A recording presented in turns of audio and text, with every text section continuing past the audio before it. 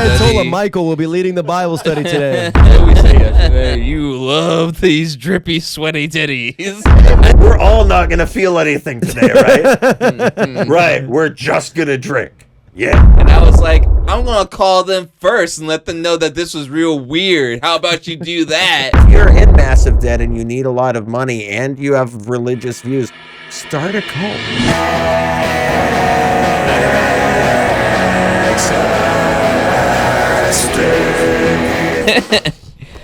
Hey y'all, welcome back to another episode of Ask Dave with your host David Ayala, mommy's little sweetheart. That's a new one. I never did that before. I get up and leave. I'm like, I'm good, man. No, go. Man. No. Your host David Ayala. We're here with our guest for this week, comedian, Michael. actor, writer. You have any other hyphenates I should add on? Comedian, actor, writer. Mommy's little sweetheart. No, that's my thing. That's my thing. Don't take my thing away from me. I just started it. You choke me. Oh my God, Mikel Albagdadi. Thank you so much. Thank you so much. There's a live studio audience of 1,000 people in here right now. Miles gentes. We can add more claps. Yeah, let's do it in post. We'll add more claps. Yeah, add more claps. Thank you so much. Thank you so much. If you heard all those claps, they were real. A lot of clapter. Yeah, the ones that came through the clearest. And to my left, your right, is my co-host. You know him. Do you love him? Probably. He does a lot of stuff. He's wearing this shirt. What's that shirt? What's on that shirt? It says blood incantation. Crazy. This says blood incantation. I didn't know what the fuck that said. It looked like that was just scribbles. So, you're a cool band. Yeah. All right. I'm feeling it. Yeah. I'm feeling it. Travis Harrington. What's up, guys? Hi. We're here. T-Baby. We're here. There we go. Clap. There we go. Michael, thank you so much for joining us today. How you doing? I'm chilling, man. Happy to be here. Yeah. You got me coffee. Yeah. I'm drinking coffee at 5 p.m. Very Arab. Very Arab. It's a very Arab thing to do. Yeah, you're Arab? Yes, King. Yes, I am. Yeah. What did you think I was? Latino? I thought you were Arab, but I just didn't want to say it. Yeah. You're like, I thought you were South Korean, man. I'm very progressive. I don't assume anything. I'm race blind? Yeah, I'm race blind, man. I thought you were an Arab who grew up in South Korea. You know, man? I'm like really, I think about stuff. I'm a deep thinker. If you're not black, I don't know what you are. That's kind of my motto. Not black? I can't tell anymore, man.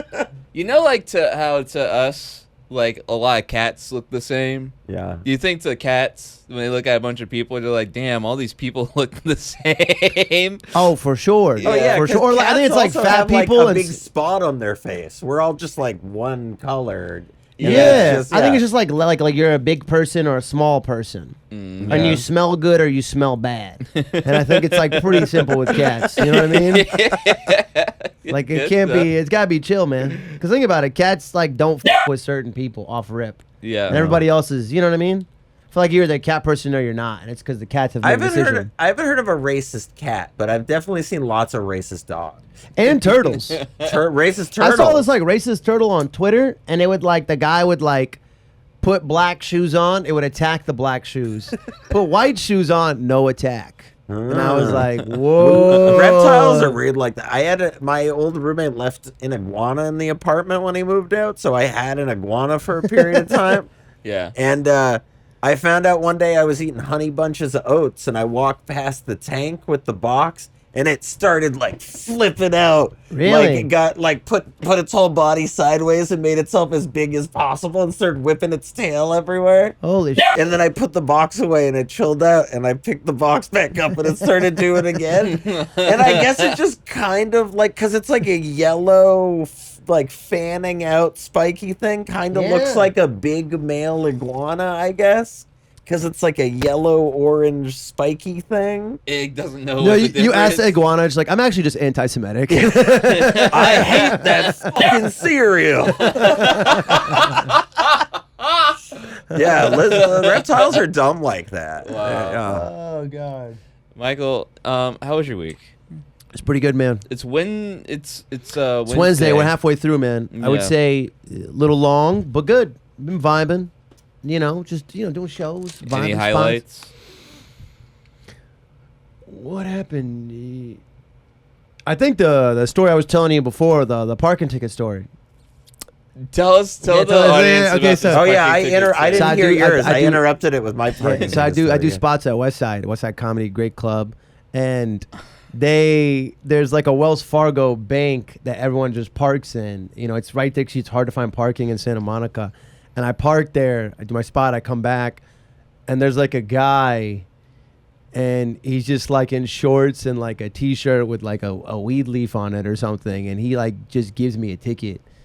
And he's like, "Is this your car?" He's like, "This is a ticket." And I was like, "What? Who's this from?" And he's like, and I was like, the ticket said not affiliated by the city or the government of Los Angeles. And I was like, who's the ticket from? You read it, it just says, "I think you did a shitty job parking." And he was like, I was like, "Who's the ticket from?" He's like, "It's from me." I was like, "Who are you?" He's like, "Me, man." And so he's just giving tickets out to people, hoping they would pay for it. He's just like, me? Yeah. It's for me. It's for me, bro. I was like, "Get the fuck out of here!" And I left, and then I just didn't pay it. Yeah. But that guy got people, why bro. would you pay that? That guy got people. Oh, shit. Damn. A little noisier for the beginning of the podcast. Whatever. But we're cooler for it. They couldn't even hear anything we just said for the last hour. Everything was just... Everyone's just like, these guys look really AC'd out. They look so comfy. Usually it's the opposite. Like, you get a big sweaty guy reputation. Yeah. It's probably good for the followers, man. Get everybody all horned up for the pod, man. They're like Sweaty Dave. What did we say yesterday? You love these drippy, sweaty titties. Hey, man.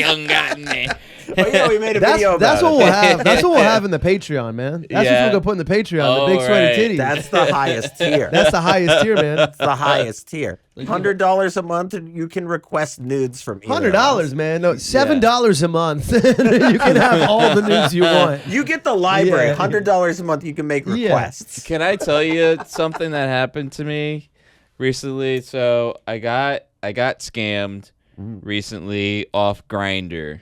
What? I got scammed off Grindr. It feels like a hate crime. It feels like it, and it was really nefarious. Did you order? Was it like a hoagie instead of a grinder? When he's like, I thought this was Uber Eats. What the fuck, man? This is a gyro. That's not what happened. That's Grindr in Greece. You're like, I bought a laptop. I don't know what. I thought I was not getting ripped off. No, it was nefarious. So this guy was like, hey, you look hot. You want to make some money? And I was like, what do you have in mind? And he said, text me. And so I texted him, and he said, I just want to see your feet. Send me some photos of your feet, and I'll send you like $500 right now.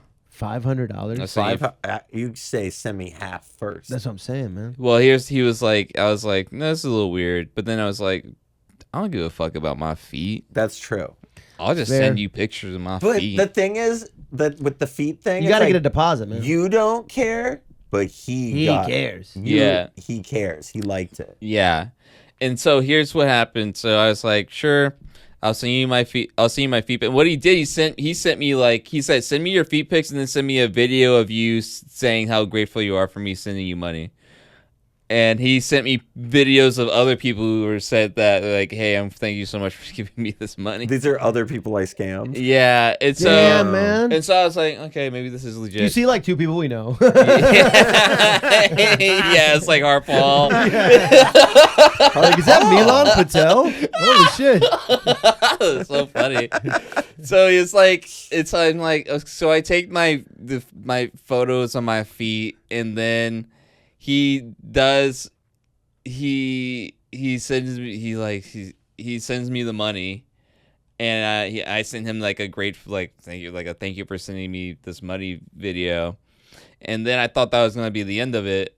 And then a couple minutes later, he was like, you know what? I'm trying to send money to this other guy, but it won't. He's saying he's having trouble with his bank. Could you send him that money for me? No. And I was like, this is a scam. Absolutely not. Yeah. And he was like, oh, you think it's a scam now? What if I just report this to your bank so that they shut down your whole account? And I was like, I'm going to call them first and let them know that this was real weird. How about you do that?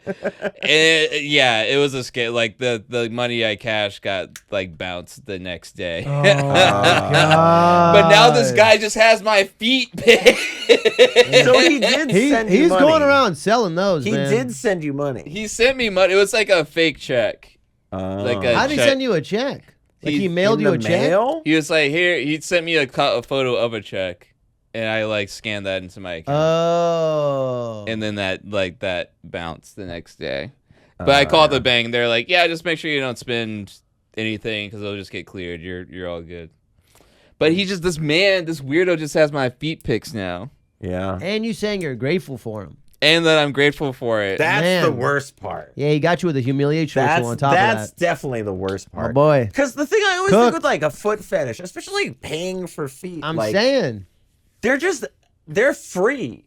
Feet are free. Go to the beach. Go to the Google. He low key, he probably could have got him just like Googling you or something. Yeah. Like honestly. He didn't have to make you feel bad. Yeah. There's a few episodes of the podcast the where we don't have shoes on, where you can get a glimpse of it. We got this bar down here though that says Ask Dave that blocks our feet and genitals. No, you start blurring your feet. You start blurring your feet. We'll take the bar away. Ooh, that's an idea for a Patreon. You can I love how your Patreon is just like you doing like softcore porn. It's like be a little more creative, man. Yeah, you got it. We're trying to bring back Skinamax. There should be a scrambled version of Ask Dave. Yeah, that's so funny. Oh my god. Michael, one thing we like to do on this pod. You've lived a whole lot of life. You got a lot to offer. Mm-hmm. What do you think? What's the best advice you got? / what do you think you're best suited to give advice on? Dude, I think I'd be pretty decent to give advice on most stuff. I would say I'm trying to think of what do you mean like best advice in what? Like if your friend was going through something, they needed like advice. What would you be like? Oh, I got you. I know I can definitely help you out with this. I mean, like maybe, like you want like a specific category of like this kind of advice, like financial advice or relationship advice, or just like in general, this is what I would tell you. Whatever's pulling your heart. I mean, the one that, like, if you heard somebody across the room be like, I got this problem, you'd be like, I feel like I'm the kind of person who likes to give unsolicited advice. It's like, offer them, like, someone needs something, and I'm just showing up. I'm like, yeah, I don't even, I just want to talk. I just want to yap. You know what I mean? Like, if I'm just being honest with you guys, I'm like, wait. Someone wants an opinion? I'm just showing up. Like, I don't think it doesn't matter at this point. Okay, well, maybe I could follow you up with this. What was the last memorable piece of advice you gave somebody? Oh, I think the last memorable piece of advice that was given to me. How about I say that? That was given to me. That was like, okay, this is good. My friend was like, I was like, just going through a rough patch with like stand up, and I was like thinking about stopping, and he's like, is it still fun when you get on stage? I was like, yeah. He's like, then you should keep doing it. Absolutely. He's like, as long as you're having fun doing this, you should continue doing it. And I was like, yeah, it's pretty solid advice. That's really good advice. Yeah. I love that advice because I feel like there's so many people out there that just don't have anything that they genuinely like. So I'm saying, man. Yeah. Especially as you get older. Nothing, yeah. You just be like, yo, I'm just going to cry and masturbate and go to work. And it's like, that's not. Yeah. It's a lot, man. I'm going to. Let's see if my gun tastes different today. Oh my god! Oh my god! Nope, still Letty. taste the tears from the last time on it. It's so important to have something that you like, something that brings you joy that you can like focus on and work on. I think is like massively important. Like people think of hobbies as call it hobbies, or think of it as or a thing that or just because it's something that doesn't make you money, that it's not valuable or important to your life. But I love comedy. I love art and a lot of this creative stuff. I have all these goals, and I live for it, and it brings me a lot of meaning. And even though I'm not making any money at all doing comedy, I can't stop doing it. I love it so much. Man. I think you got to find like a balance, especially as you get older. Because I think it's less about, this is just, since we're talking about this, I think there's less about like how much you can do and more about what you can do consistently over a long period of time. Because, dude, burnout is real. It's not like, I have a job. I have to like be a person outside of, you can't just like go every night, do stand up. You can do that, but it's like you also have to live life, so you have something to talk about. You have to like, like refill your meters. You know what I mean? And I think if you just pick what you can do consistently, even if it's not as much as everybody else, or people are like belittling you, or someone's like, I do this much a day, you should be just like, no, do what you can consistently. Over time, that will stack up, and you will get something. Yeah, you know what I mean? And I think that's way more important than trying to do everything all at once, because I think you just crash out and burn and you just feel bad about yourself. Yeah. And I think part of it for that too, for me for a while, thinking about trying to make like comedy or something like that, make it my job. So that could be my job. But I think that's the wrong way to think about it, because that kind of sucks. I think the goal is to just make enough money so I can just do this. Yeah. So I can do this. And like, if the making money takes the free time away from me to do this, it's like, no. But it's like, if this makes money, then that just gives me more time to do this. It's not the goal isn't making this my job. It's just making the money so I can do this. Have the freedom. To do this more. Work on this and focus on it. Because I was like, I want to be a writer, and then I get jobs writing for things I don't like, and then I don't want to do it, and I hate it, and then I hate writing and stuff. And then you're just then you start your work every day. If you're passionate, you gotta find like a balance. You gotta find a balance, man. You gotta find a balance. And you just gotta be able to do the things you want to do. That's more the goal than having the thing you want to do be your job, I think. Yeah. Be able to do the thing you want to do, however that happens. Especially in this field, comedy, I think Chris Gethard said it best. Like, even like 15 years ago, like 2010 to 2013, it felt like there were middle class jobs in comedy that could have been attainable.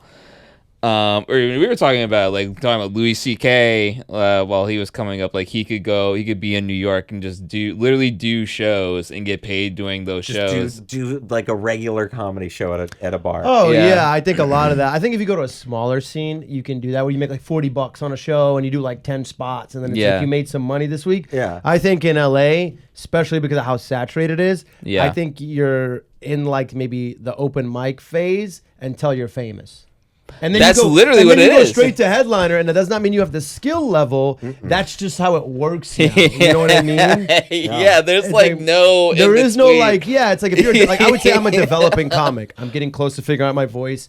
I'm getting there. I would like stage time to keep getting better. That's really hard to get when you don't have a massive following, when you don't have these, like, I guess, new intangibles. You know what I mean? Yeah. And it's like, these are the new metrics that you're being judged on top of you have to be a good comic. Yeah. Or at least be a good enough comic. I think, obviously, you can get a following. You'll get stuff, but you have to be able to do it. But I think it's just not as important as it used to be. Yeah. You know what I mean? Which sucks. You know what I'm saying?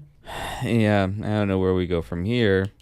But I don't know how to do the other end of it too, like the paying regular, like being a comedian on a cruise ship. That's like So you and your wife don't have sex a lot anymore, huh? What's that like? Yeah, just getting my comedy to be in that place where they're gonna book me at the Comedy Store in fucking Kansas City or whatever, you know? Yeah. Yeah. Like I think I'm just too stupid to or we I don't know. No, I think your people would come out if they, you know what I mean? Yeah, maybe. It's like whether maybe they're stupid people, but maybe they'll come out, they'll hang out, they'll rock with you. I just think it's like the hardest part is getting them to find out about you. You know what I mean? Because it's like I think those people, like your people, exist in every market. They just got to see you. And I think before you'd get platforms and would put you, but now it's like it's just good luck. You know what I mean? You got to do it You yourself. could get on something and it doesn't mean anything anymore. You know what I mean? Yeah. It's all kind of like you're gambling. You're like putting your name in the slot machine, hoping this thing propels you in front of your people so you can tour or do whatever, or you do enough things over a long period of time and then you're just around. Yeah. Which is just as hard. You know what I mean? Yeah. You know, one of the things that people ask, the question we get a lot on the show is, you know, for us, we all have something that we care about and that we want to work towards, or are passionate about, comedy.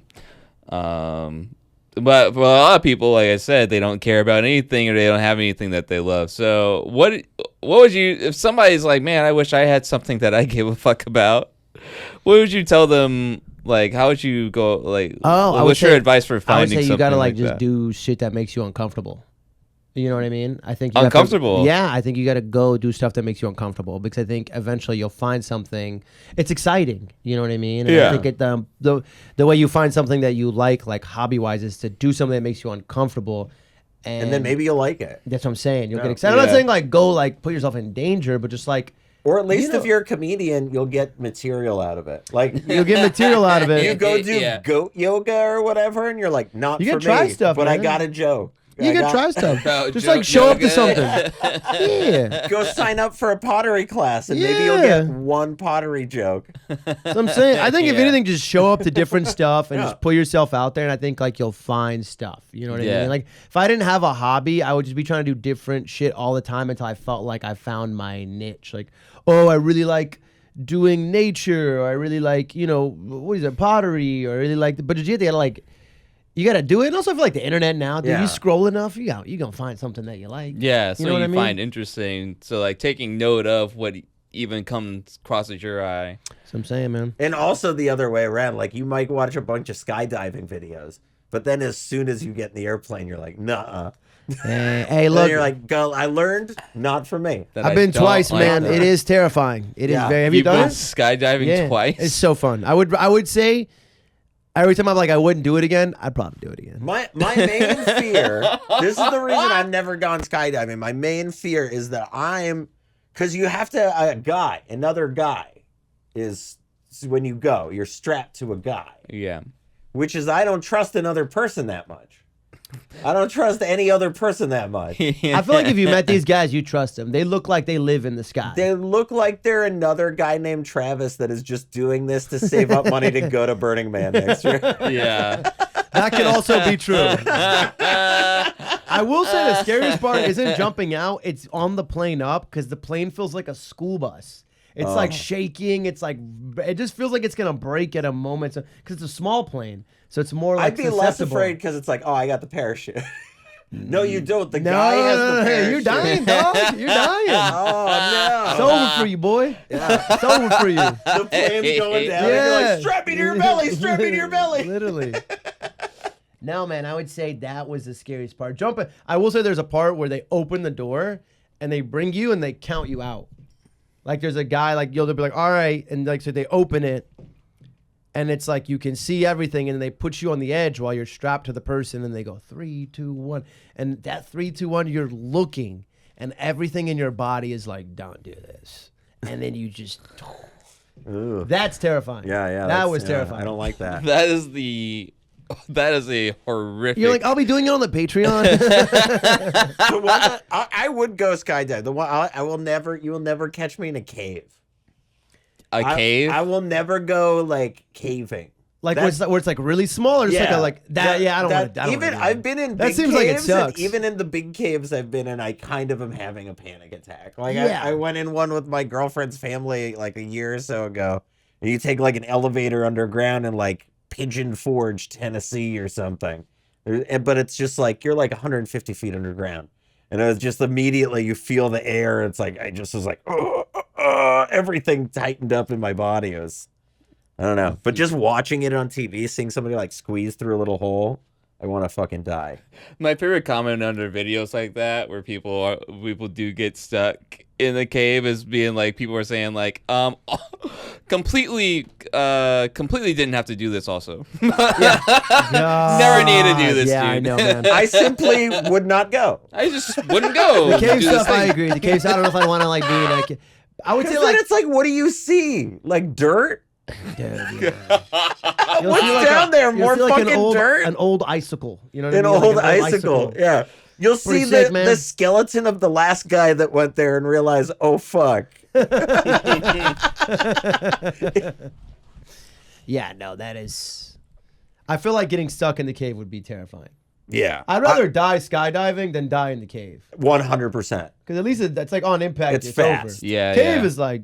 You're chilling, man. Slow. I feel like I must have been like a coal level, miner that got trapped underground in a past life. Man, yeah. Just because of the thought of just the rocks on you and just being like, all right, well, I guess I'm starving to death in this position. And it's dark. Yeah. It's like pitch black. Starving to death in the pitch black. Burns out or whatever. Now it's over, man. Oh, man. All you coal miners out there, good luck. Yeah. Good luck. The president's making you work a lot harder now. Then you should all not be working. It comes to all of us working at a coal mine. Yeah. Hey, man, comedy didn't work out. We got to lock in. Black lung, that's offensive. We call it noir lung. We don't want to get the robots dirty. Get in the hole, meatbag. Oh, my God. Oh, my God. Well, I think we're all sufficiently warmed up. The internet yearns for our advice, right, and we gotta give it to them. We gotta pull it up, pimp. Let me see what we got. We'll be right back with some hot advice after this.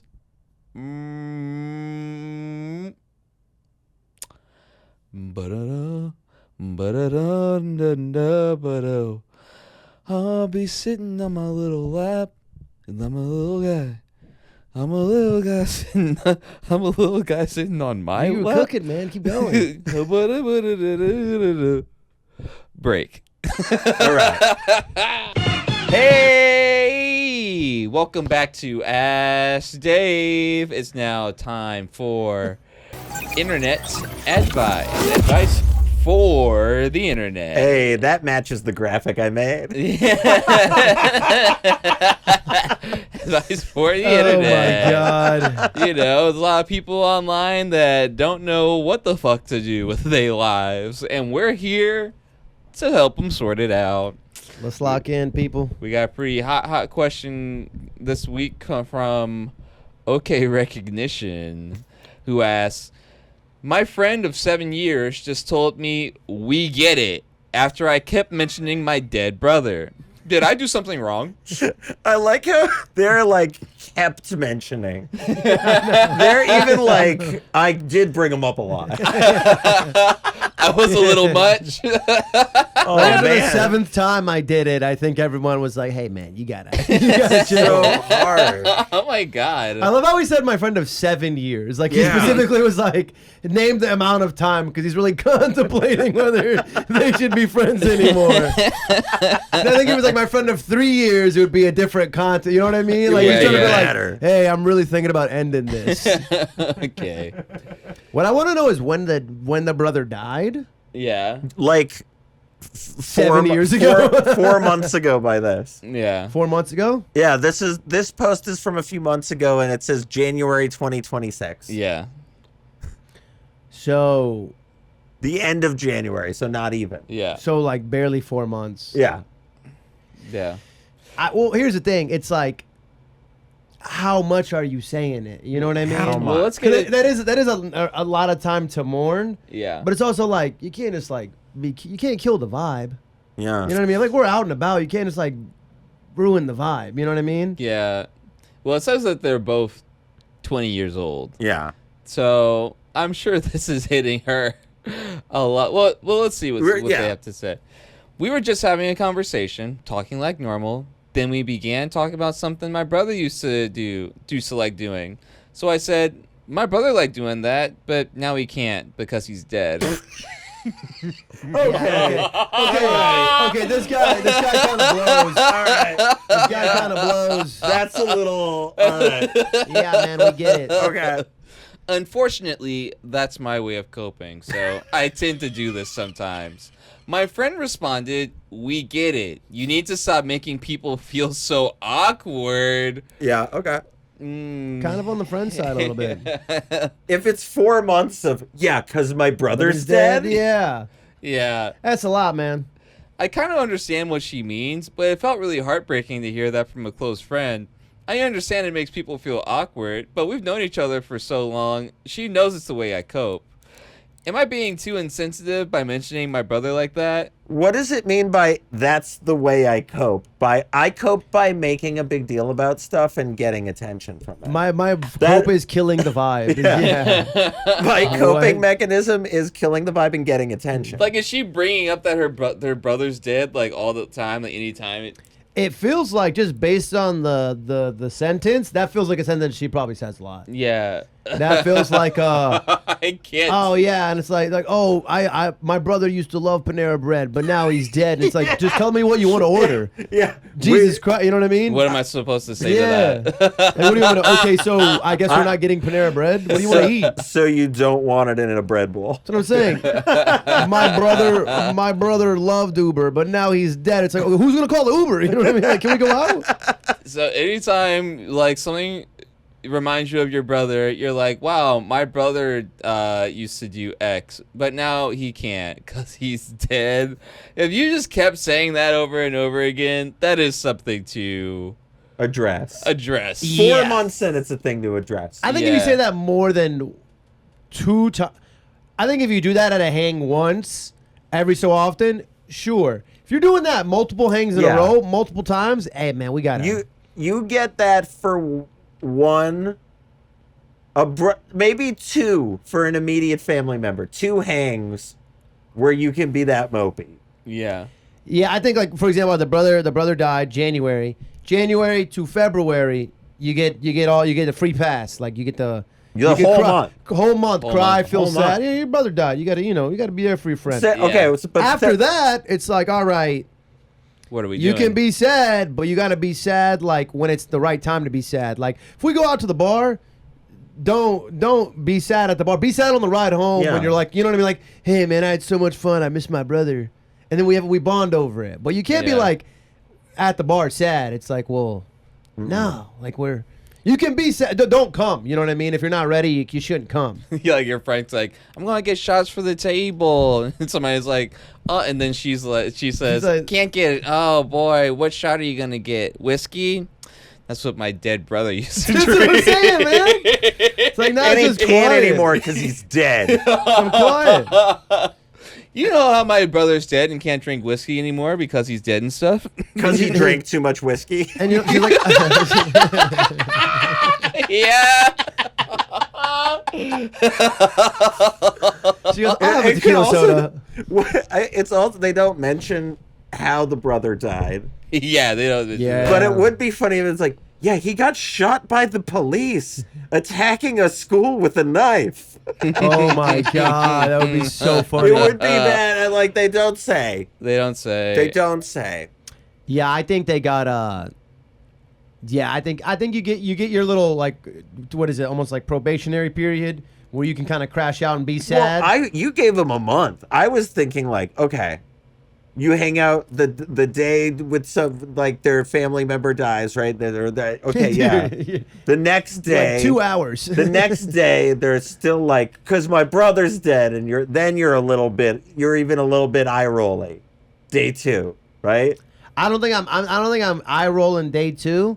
I think my original statement stands. You get a month. You get a month. You get your brother dies. You get a month to be sad. You can come over, cry, just whatever, crash out. Obviously, don't do any irreparable harm to yourself or to people around you, but I'll give you that. After that, we can you can be like, hey, I'm having a hard time. You want to watch a movie or something? But don't show up to the function and kill the function. I think just coming from New England, I think I feel a personal responsibility to bottle all my emotions as painfully as possible. Yeah. Just shove them all down. I feel like everybody else around, it's like social responsibility. Like, we're all not going to feel anything today, right? Right. We're just going to drink. Yeah. Okay. Yeah. That's a way to live. That's a nice way to live. I wouldn't say it's a healthy way to live. Die of a heart attack, but hey, man. I would say it is my baseline impulse. Yeah. You're like and I see it more as a common courtesy. You're like, I don't sleep well, but I'm living good, man. I'm living really good. I hear what you guys were saying. I will say this. I hate her friend's response. You need to stop making people feel so awkward. I hate that response. There could have been a way better way of saying that. Oh, yeah, that's very blunt. Yeah. That's a very blunt thing to say to somebody. I would never say that to a person I consider a friend. I might say something like, hey, do you want to talk about this another time? Do you want to talk about it another time? Or I notice you make jokes like this, and I don't think it's that healthy. And I'm not exactly sure what to say to it either. But why? Like, don't have to make jokes like that. Yeah. Is it a joke? Does she want to laugh from that? Well, she's saying, like, I really don't mean to make anyone feel uncomfortable or guilty or make them feel bad. I'm just trying to make myself feel better by cracking a joke. She's trying to be funny? She's trying to be funny, yeah. So now I'm not as against it. I thought she was like killing the vibe. Yeah. Is she like a goth? I'm picturing that she's a goth girl. Yeah, she's like a sad girl. And she's like, my brother's dead. Ha ha. No, it sounds like she's saying stuff like, my brother liked doing that, but now he can't. Because he's dead. My thing is like, is it funny? Is she crushing? Is she crushing? Is she killing right now? Now that's hilarious. Yeah, she killing? Now that's hilarious. Now we're on her side. Yeah, and I'm giving her the light. Like 2 more of these. But I know people who are unable to just. I know people who are unable to like just turn it off and just talk like a person without trying to be funny with like every fucking sentence that they say. It's exhausting. It's extremely exhausting. It's like, can you just be a fucking person? I can turn it up, but then sometimes still during serious moments you hear a thing. Oh yeah. And you're like, oh that Yeah. If you think it's gonna be funny, you might gotta shoot it. You might gotta shoot it, man. What are you writing down right now? Nothing. Nothing He's just writing poo-poo on a piece of paper. Like, this would crush. So maybe this lady is a future comedian. Could be. I look, I'm like, it says Sarah Silverman wrote the post. Oh my God. All right. That was great. But we got to go because we got listener questions and we'll get to them right after this break. All righty, boys and gals, theys and thems, Marty's and Jessica's. What up, Jess? What up, Jess? Jessica is a number 7 most popular name in the country. Is it really? Yeah, it is. Surprisingly. What was number 1? Like James or something? James or something like that. For adults, yeah. But I think for kids, it's like Noah or something. We were looking at it yesterday. Liam is the number 1 most popular name in America right now. It's like the 3 top boys' names in America, right? Like Liam, James, Liam, Noah, and Oliver. Yeah, and they all just sound like they're gonna die in Iran. I know so many they're not. Liam, Owen, and Liam, Oliver, and Noah are not coming back from Iran. Yeah, dude. Ayatollah's not vibing with them, bro. Ayatollah's not vibing with them. They're not coming back. Oh, best of luck to them. Hey, y'all! It's now time for your listener advice. if you want us to answer one of your questions on the show, go ahead and send an email to AskDaveComedy@gmail.com. You can also go and hop over to our Instagram at AskDaveComedy. There will be a link to our link tree that has a submission form on there. If you use it, be sure to include your email if you would like us to make a response for you. Other than that, we have a couple questions here. We'll just use the quick ones first, which will be fun. This one comes from Spencer, who asks, "Do you want to do a Bible study?" Oh, that's cute. No, not at all. I'm going to have to respectfully decline as a former Muslim. Respectfully decline. Appreciate it, Spencer. Appreciate it. My mom made me go to Christian camp one summer. Yeah. Because I was being like a bad kid. And what'd they do? They spank you? I'm like Greek Orthodox, so it's not like it wasn't really that. The YMCA. Yeah, it was basically like just I had to go to church when I was there, which sucked. Yeah. I don't like it. That's how I got out. That was also my like. I'm never doing any church thing with you again. This is my out. I'm done. Yeah. I'm over it. My best friend. I grew up in the South. My best friend would go to church every Sunday, and I'd sleep over at his house and go with him. Oh wow. It was pretty fun because they had food. Yeah. A lot of food, man. Donuts, Raising Cane's. It was great. That's cool. I will say there was so much food, and there also a lot of singing. I've always thought that. Like youth group, a lot of singing. If I went to like a Southern Baptist church with the music and the big band, I'd probably love God. Locked in, man. And a lot of horned up teenagers. Yeah. Everybody's horned up, man. When I went to church, it was Greek people, and so it's all like things wrapped in olive leaves, and people go, nice. la, la, la, la, la, la, and I'm like, I don't fucking connect to any of this shit. Yeah. I want Raising Cane's and music. I was like, you know what? Today I'm Christian, man. Is that they would have hooked three-finger combo? They would have hooked me at the right time if they knew what they were doing. Oh, my God, man. Good thing they didn't. Sorry, Spencer. None of us can join your Bible study, but let us know if you find somebody that does want to. That would be funny, though. Yeah, it would be pretty funny if we were all like, yeah, hit us up. We'll do it on the Patreon, Spencer. Yeah, join the future Patreon. I have to also be there. Yeah, Michael. We got our one Muslim guest, Mikel Albagdadi. Yeah, there we go. He's going to lead the Bible study. Non-denominational Bible study. Ayatollah Michael will be leading the Bible study today. All right, this next one comes from Brody. It's not a question, it's just gassing me up. They said, love your content. Every video I see makes me laugh and smile. Keep being you and keep making these comedy videos. Brody. Dude, what? How do we give advice to that? I don't know. I don't really think I have anything to say to Brody. No, thank you, Brody. I would say, Brody, you should subscribe on YouTube and Spotify. Please. And prepare yourself to join the Patreon. Yeah. That will be coming soon. That will be coming soon. It'll be $1. But Brody, if you ever, thanks so much. Tell your friends about it. And if you have any question, ask us. Thank you, Brody. That was really nice. That's the nicest thing ever. Yeah, so don't be afraid to send something like that over again. This person says this question comes from Che, and from Michael Che. No, just guy. He's like, you want to do a spot on my show? You're like, what? They're already jealous of both of us. I think they are.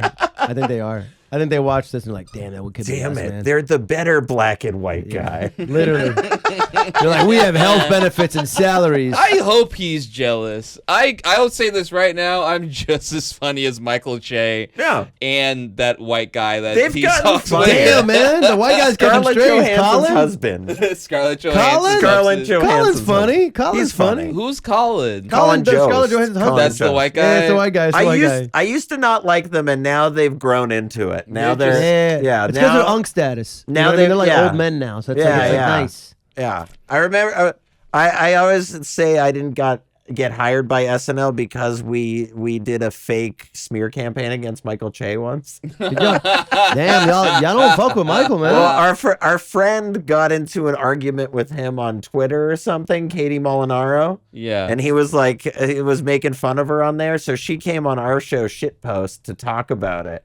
and we were like making fun of it. And we had the audience decide what we were gonna do, so we ended up writing a fake article on BuzzFeed about how he refuses to eat pussy. It was insane. It was like when that remember that like cat person. Did it get a lot of traction? It got shared by like the editor of Splitsider and Vulture. Oh my god. Guys, I'm on Michael Shea's side on this one. Yeah. I'm gonna be honest. We canceled Michael Shea. He did on one of the posts comment lol. That is so funny. Oh but yeah, I wrote this whole extended article as a woman that went on a date with Michael Che, where it was like this story about like he sent an Uber to pick me up, and then he showed up and he was on his phone the whole time, and he kept reading me his tweets when we were on our date. Yeah. That's so funny. He's probably like, that part's accurate. That part's accurate. Pretty funny. Yeah, sorry about that. I think Michael Che thought it was funny. Okay. I think he saw it. I don't know if he knows I did it, but he definitely saw it. You guys, I'm gonna come back. I'm gonna be like, oh well, yeah. Well, where's the pod? He's like, we got a cease and desist letter from SNL. I did put a packet in that same year. That is, but it was before, when I did that at the time. He was not the head writer. Right. No, the packet. He was announced as the head writer after I put the packet in, and I was like, "Oh well, that's not gonna go well." The packet is just the article. You print it out and mail it in. You're like, "Yeah, some top tier writing right here. What do you think?" It's pretty good. It's pretty good. Some good stuff. Loved it. That probably actually would have been the move. That is wild, honestly, that probably he would have like. Now knowing more about Michael Che, that would have actually been the move. Like, I like this guy. Well, this isn't Michael Che. It's just a person, lady. Oh yeah, what Che. did they ask? So they asked. First off, the subject is hilarious. It says, "Question from one faggot ass bitch to another." They say, "Hey Dave, huge fan. Quick question. Is it gay to like men as a lesbian?" Bess, Che. The C stands for cock. That's what they wrote. So repeat the question. This feels like a trick question. Say it again. So their name is Cock He? No, their name is Che C. Oh, Che Cock. Okay. The C stands for cock. Che C and Che Cock. Yeah. Okay. So they're a lesbian. They're a lesbian that likes men. And that I think like is that gay? Honey, is that gay? Honey, that's is that straight? Yeah. Right? Yeah, technically. Proportional. Do you think it would be gay for you to have sex with a woman? It would be straight of me to have sex with a woman. Yeah. But it would be like proportion. Yeah. If we lived in a world where that was. Yeah. I feel like they confuse me. I'm like, is there something I haven't learned yet? It's very straight. I feel like that's like the straightest thing you can do. Yeah. If you want to keep being a lesbian, you can be a lesbian. I know lesbians that do that. They dabble every now and then. Yeah. I feel like we're at a stage in sexuality where you can just like kind of do whatever. Yeah. You know what I mean? I feel like as long as you're just like open about it, and I feel like you can do whatever. Yeah. You know what I mean? People will find it intriguing. Yeah, it's like a cool thing you can tell someone at a bar or something. Your other lesbian friends like, yeah, I'll take a dick every now and then. They'll be like, whoa. I don't know if they'll be like that. They'll probably be like, all right, cool, I don't care. No, they're like, you need to stop making people feel so awkward. We get it. You like dick. We get it. Oh my god. But go for it. Go for it, sure. Go for it, Che. Is it gay? Maybe. Does it matter? No. I still like to think. I support it. I still like to think that was from Michael Che.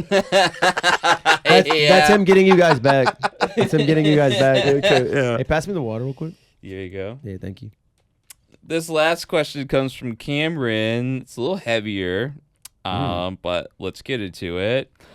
My sister-in-law was murdered by her fiance. Whoa. And my real heavy right out the gate. Yeah. And what? And my wife and I are adopting her son. After losing my job in Michigan, my brother-in-law drove 3 days so we could work together in Washington and try to rebuild our lives. I'm carrying a massive amount of debt, and every time I feel like I'm finally making progress, another bill goes up or another setback appears. even through it all, I still love God. I believe he has a purpose for my life, and I trust that everything will be okay in the end. We gotta hook him up with Spencer. I got a question. My question for Dave is this. How tragic is it that so many people place their faith in everything except righteousness? I meet so many people who identify as Satanists, and because I have a pentagram tattooed on my palm, they often assume I'm one of them. This took such a left turn. Or a witch. Ironically, that tattoo has opened doors to conversations I might never have had otherwise. Oh, I thought they meant like that tattoo glows and opens a door in a wall through magic. I wish. The tattoo opens doors. Allowing me to connect with people and, I hope, help point them toward hope and redemption. I know I'm judged for it, but I also know where my heart stands. I believe my purpose is holy, and I believe redemption is available to every person. No one is beyond God's reach. What's the question? Well, I don't know what the question Yeah, was. it just feels like God is good. Yeah. So why do people place their faith in everything except righteousness? I don't like to speak in absolute terms like that. You know, there's always people, the world is very varied. Right? What is righteousness? Righteousness? All I know of righteousness is just Samuel L. Jackson in Pulp Fiction when he's like, righteous fury. That's what the image in my head that says that is associated with righteousness. Can we Google righteousness?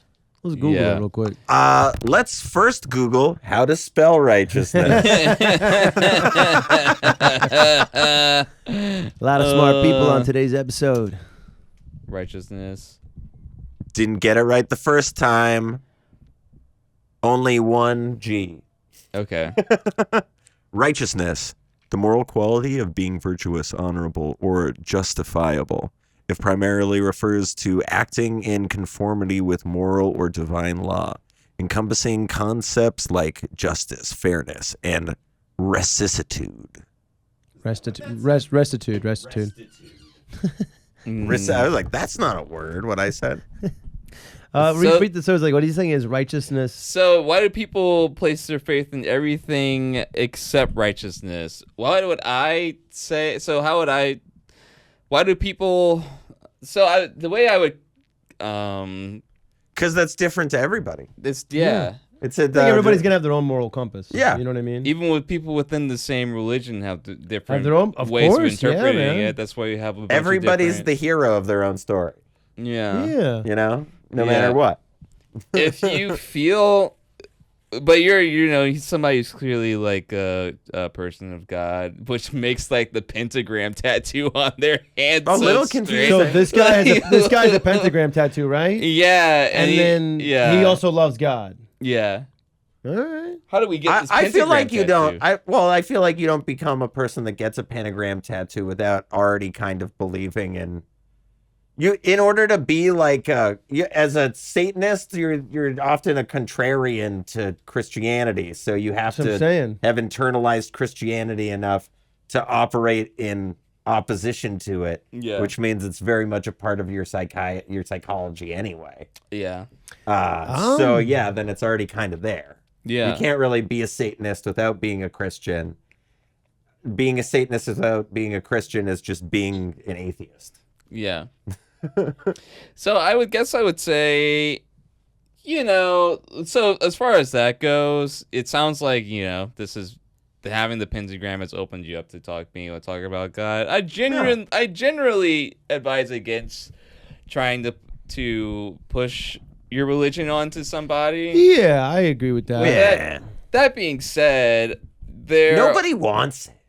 Nobody wants to have like a religion. Especially like, now, man. Everybody's cooked. Yeah. You know what I mean? Everything's cooked. Yeah. I would say, I think I think he's just like upset that no one has the same moral compass as him. And I think that's like basically I think at the end of the day, you have to like respect people's perspective. You know what I mean? And give them a chance. And I would say you can like advocate for your perspective, but I think it's also important to listen to the other person's perspective and see if you can come to a middle ground. Yeah. Yeah. I don't think there's like you can like agree to disagree.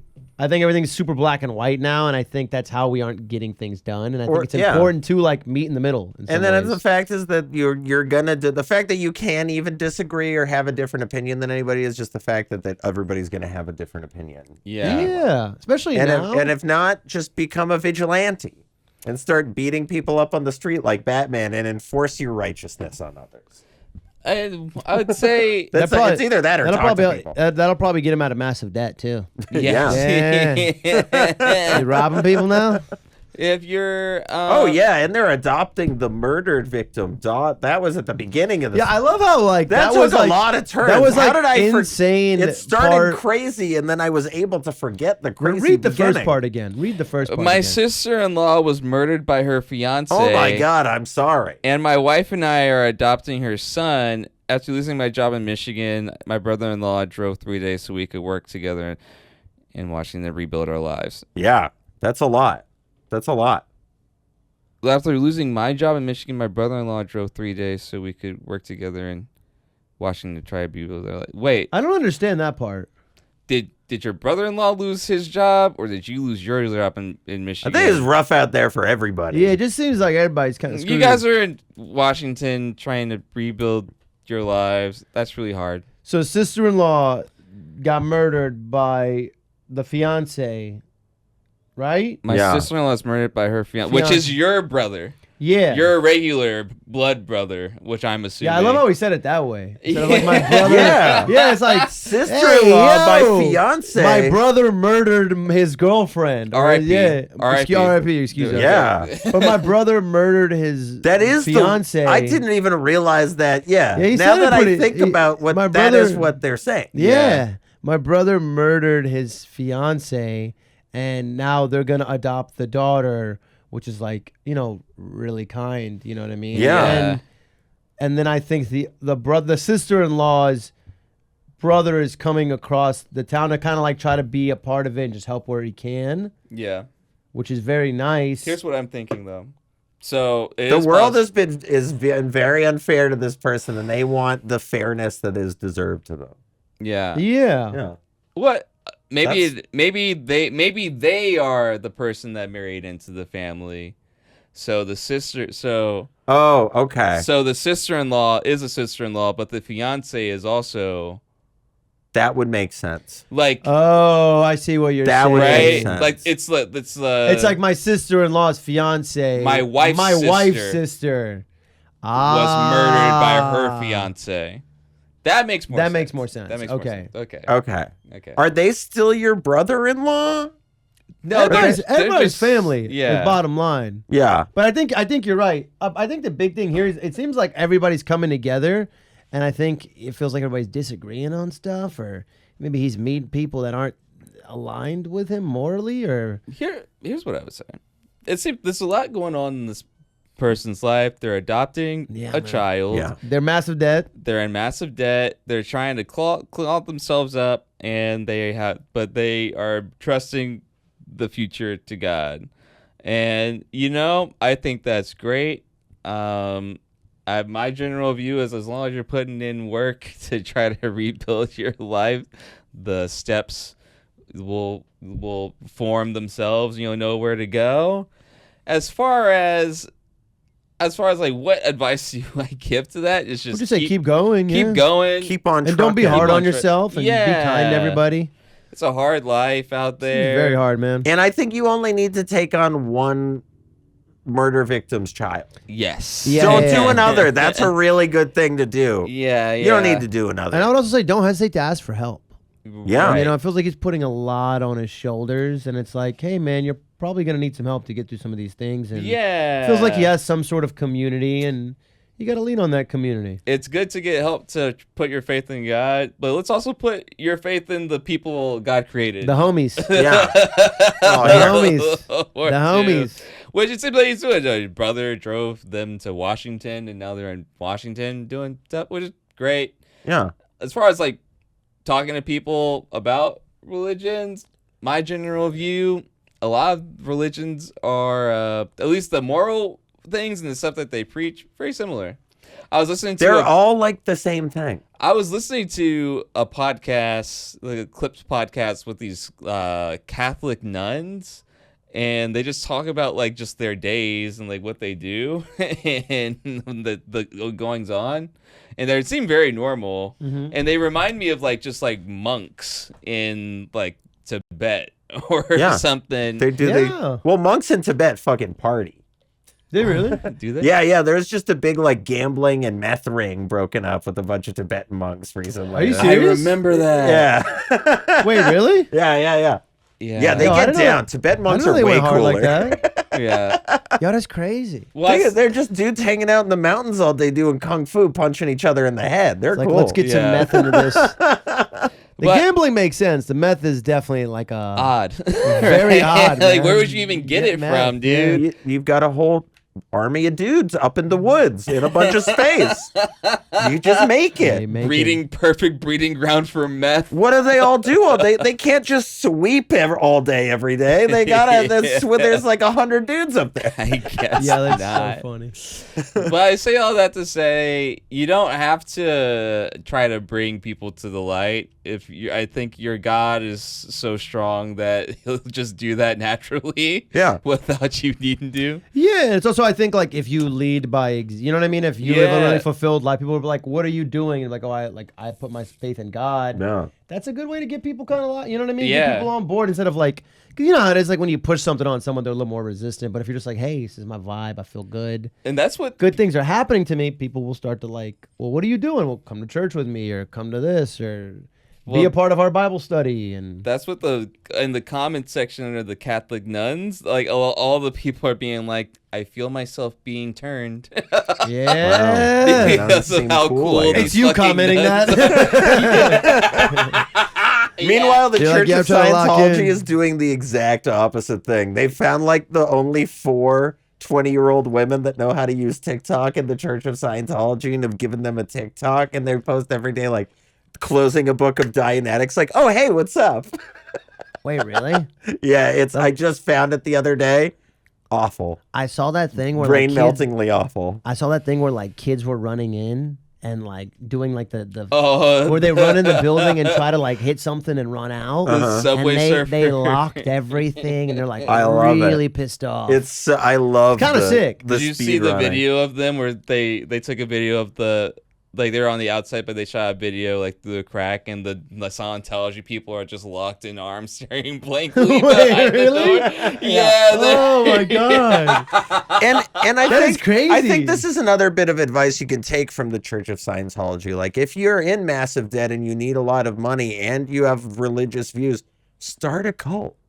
You could just start your own religion or join Scientology. Get these people. That just puts you in debt. Wait, they make you? I thought when they wouldn't pay off your debt if you joined. No, oh, they're bad like that. You just become a slave. I thought they like made you like. I thought they no. You up. give them all your money and you sleep in a bunk bed in a warehouse. You're joking. No, that's like that's everybody. What Tom's doing right now. Everybody that isn't a famous person, that's what they're doing. Yeah. All those guys linking arms in the doorway, blocking you from going in the building. They're doing the AC all thing get too. in a van together and go sleep in bunk beds somewhere. You're joking. Nope. No. I thought they had like great lives and stuff. I knew Tom was like probably living a little different. No, the sweater Scientologists, the Sea Org, those guys. No, they're shipped. You see them shipped in. Because I guess the Celebrity Center's up the street from here, so I'll see them all dropped off. It is, yeah, it's by I'll see them all. The bus will come in, and like 20 of them will get off the bus. They're all coming from the apartment building that they all live in together, or whatever. We hate to hear it. Yeah. We hate to hear it. So don't join Scientology to make money. Start Scientology to make money. Yeah, that's the advice we have for you, Cameron. God. Anyway, Cameron, best of luck to you. Right back in. Give me an update on the situation. 3-month update. We want a 3-month update. 3-month update would be fantastic. We believe in you. You can do this, man. If you start the cult, we'll be honorary members. Yeah. Save me a seat. I might not join, but I'll come and sit in every now and then. Yeah. But thank you so much for writing in. And that's going to bring us to the end of our show. Michael, thank you so much for coming on today. What a blast. Do you have anything you'd like to plug? Just follow me on socials. Join my email list. I'm gonna tour soon. That's all. Where's your socials? Mikel_Albagdadi. I think if you follow me at this point, I gotta follow you back. Yeah, it's so hard to spell. It is good you did it because it is not how I would have spelled your name. I'm just spelling out the Wi-Fi password. Yeah. No, yeah, man. Just follow me. Join my email list. I'm touring. I open for people. You'll know when I'm in your city. Where are you going on tour? I'm doing like small road dates. You know what I mean? Like I'll go open for some. I was opening for someone in Oxnard, just wherever I can. I'm like building up. I went to. I ideally would like to do a small run. I'm just building the email list. Yeah. Do you have any that are in like 2-3 weeks from now? Oh. Do people? No. Just join the emails. Just join the email. I don't want to say anything until it's like officially in the books. Well, we'll write your handles in the write the Wi-Fi password on the thing. Yeah, so people can just click and find you. Travis, do you have anything you want to plug?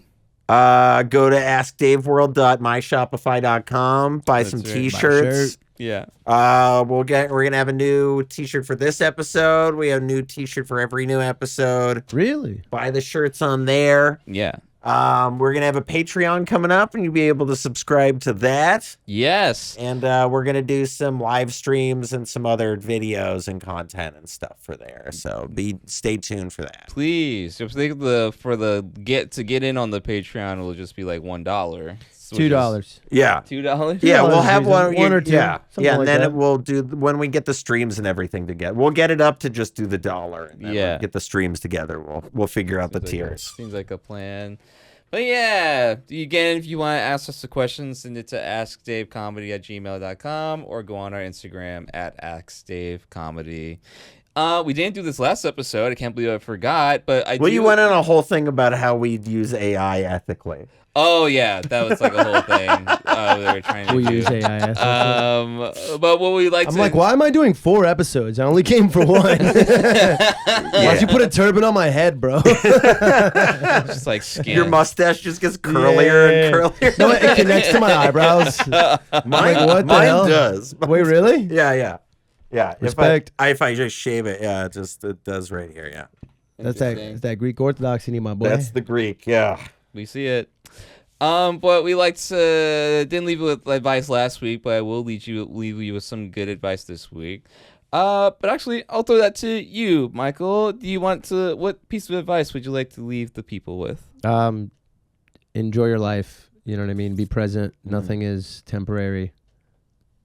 And just, enjoy. I would say enjoy everything around you, because I feel like things are moving really fast, and like I feel like you'll blink and you'll be like, oh, I really missed this time period. Yeah. And you should just try to be as present as you can. And to enjoy, I think just to enjoy yourself. I've spent so many times being places being like, this sucks. And it's like, I could have just had a fun time. Yeah. And then you'll look back on it and be like, I missed that time period. Yeah. Like, work hard, do your stuff, build towards your dreams and whatever, but just like enjoy what's happening. You can enjoy any bullshit that's happening. That's what I'm saying. You can enjoy what's happening, because I think it'll just make everything easier.